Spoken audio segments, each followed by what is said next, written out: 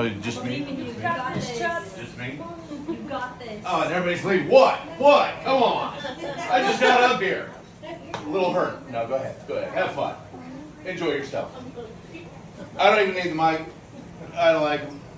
Hi, I'm Mudrat from Paradox. I really don't know what I'm going to say. We basically work a group, paranormal documentation. That's where Paradox comes from. Like Robbie and so many others here, we like to go out and basically investigate, see what we can find. Mine started from a skeptic point of view. I, wanted to see if all this was real, was not.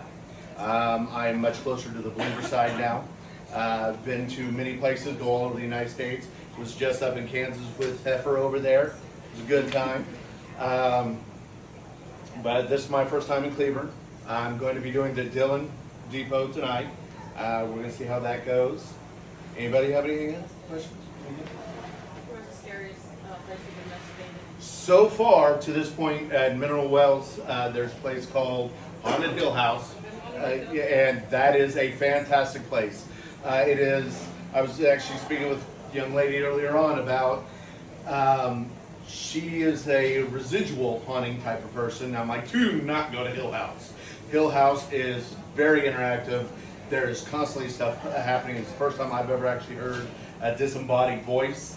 There's scratches. I actually scratched, which is very strange for me because she was up here saying, she's psychic. A lot of people on my team believe I'm more of a void. I don't feel anything. I hardly see anything. Stuff happens around me, but it doesn't happen to me directly. In fact, there's been several cases where we've actually been filming and say one of the objects, the K2 meter, is going off like crazy. A K2 meter, it basically runs off of electromagnetic forces. It kind of gives you an indication that there might be something in the area for those who don't know. But anytime I was leaning into it, because I was leaning in for a picture, and I leaned in, everything shut off. As soon as I leaned out, everything right back up again. I lean in, it's all stopped again. We have it all on film. That's why they think I'm a void. Plus, I don't really get scared of places. I can go in solo. Of course, never suggest that for most people. Don't go to any place by yourself, if possible, because you never know physically if something's going to happen. Not necessarily from a spirit or anything like that. You could fall through a floorboard or something like that, and there's nobody around to help you. So just keep safety in mind at all times. But yes, Hill House, the owners now, they're fantastic. They did get a little campy at first when they built it, or not built it, but like kind of restored it, because they brought in all of these silly things like skeletons everywhere and stuff like that. Since then, they have started getting rid of it. The Jefferson Hotel does the same thing. They put up all sorts of crazy stuff everywhere that you're like, why do you have all this?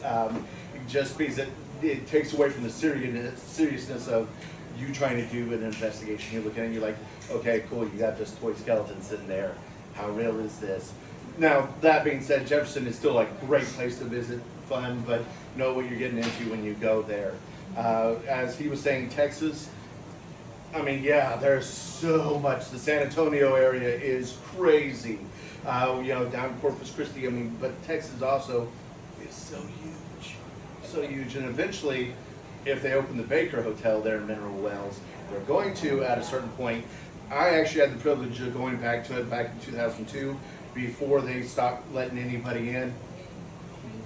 Up until, recently going to the Hill House, that was probably the scariest place.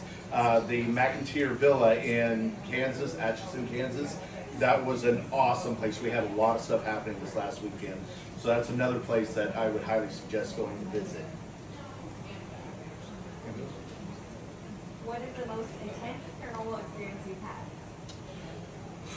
had? Again, for me, because since, like I said, I'm more of a void, I really haven't had much of anything happen to me. Now, I will say I laugh because I've been doing this since I was a little kid. My father used to take us to all sorts of, haunted places, and, basically he was like, always question everything. So that's how I got my start on it. At the Hill House, because it had been a while since I've gone anywhere, especially any place active. I will say, if you haven't been there, They have upstairs in what they call Toby's room, which is the supposed demon. There's this little rocking horse that has a little girl on it that lights up red, and it's like, what was it? They ring around the rosy. Creepy. Very creepy. And I'm like, why is this even in here?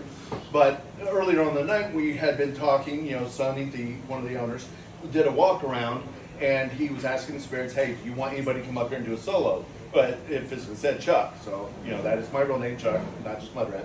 But I was like, okay, I'll go up there, and I went in there for a solo. Well, I'm sitting there for about 10 minutes. I've got the camera on. I'm like, anything, nothing is happening. Finally, I decide, well, okay, I'm leaving. So I grab my phone, and as I turn, there's a loud crack at the window behind me. Now, that window is not accessible from the outside because they put boards up. So something cracking on the glass, that startled me, and as soon as that went off, the little horse went off and said, ring around the, and we have video of him going out the door. So I'm not afraid to say that. It did startle me. But my first thing was to run to the other room where Renee and Phil, the other two main members of Paradox, were, because they had all the cameras and stuff. I'm like, gosh, we gotta go in there. This is awesome. So that was probably the most startling thing, and I can remember just because it's happened more recently. It was about a year ago. Plus, like I said, I'm the one that they're like, oh, everything's spooky in there. Send Chuck. I go in there and nothing's happening. So, but yeah, I did get scratched, which again, like I said, never really happens to me. I had little scratches on my neck there, but past that, that was about the most spooky thing I had. Anything else? Anybody? In the back? What about that well that's in the house? The well, okay, it is, you can't really get to it because it's actually under the house, and there's a fireplace in what they call a scratcher room. I like to call it the poker room because if you ever watch any videos or anything, it's got a poker table in there, and that's where you go and play poker with the spirits. The well is actually right there in where that fireplace is.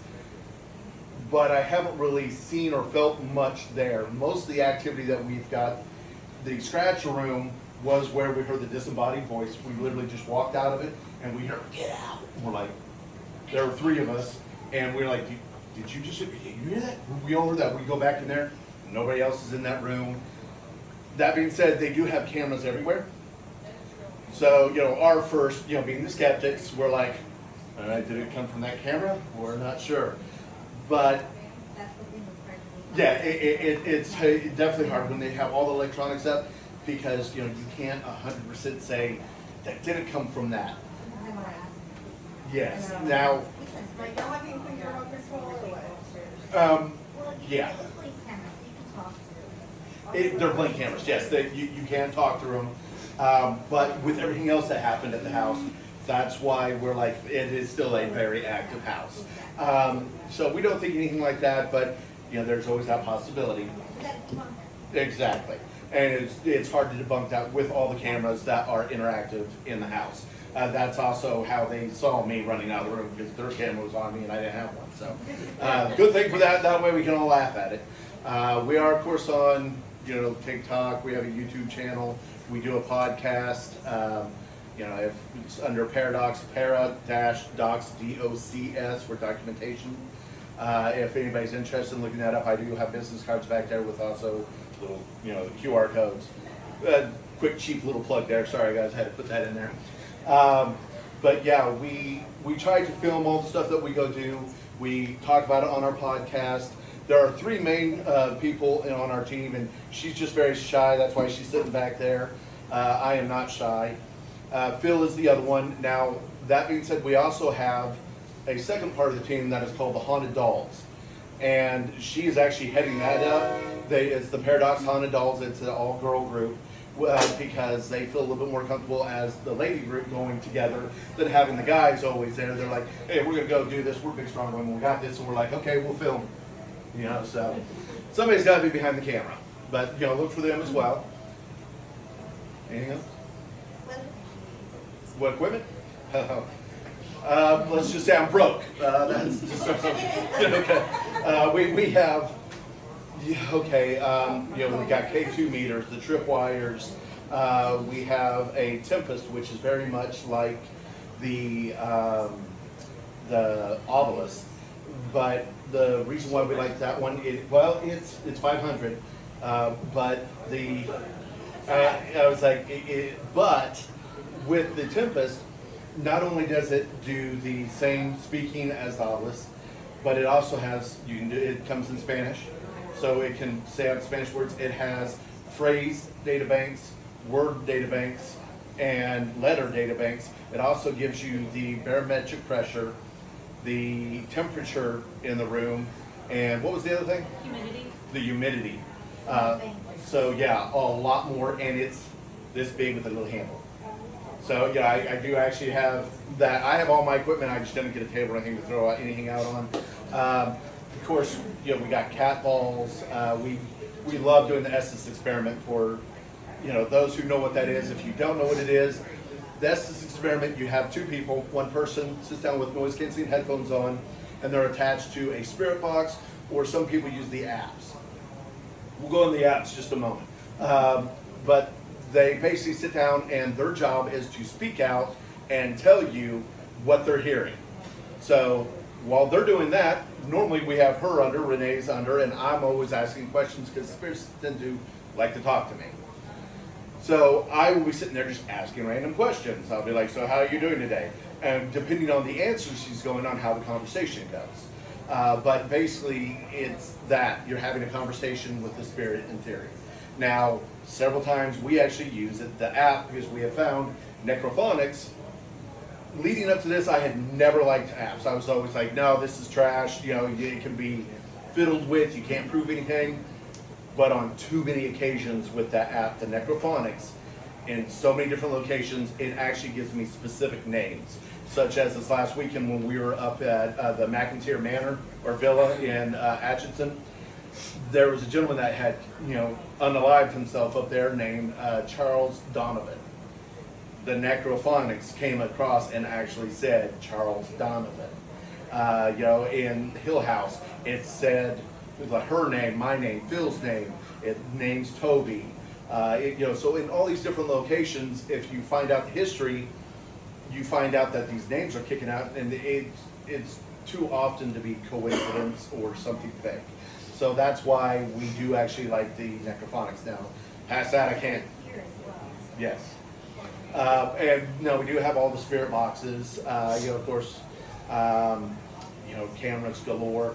Phil is actually a filmographer, so he has a whole lot of cameras. And of course, he's insisted that I buy quality cameras too. So that's why I'm broke. He and I put forth most of the money. Paranormal investigation is not a cheap hobby. That, like she was saying before, a lot of these places charge quite a bit of money. Now, it is for the upkeep. In most cases, some places don't. They're just like, hey, thanks. But we still pay anyways. It's worth it in the long run for me, at least, because that's my hobby, that's my pastime. So, yeah. All right, well, you guys have been great. My name's Mudrat, like I said, from Paradox. Follow me online. Follow us. It's not just me. Nice to meet all of you. Got any questions? I'll walk around and go, hey, you, I'll answer. All right, thank you.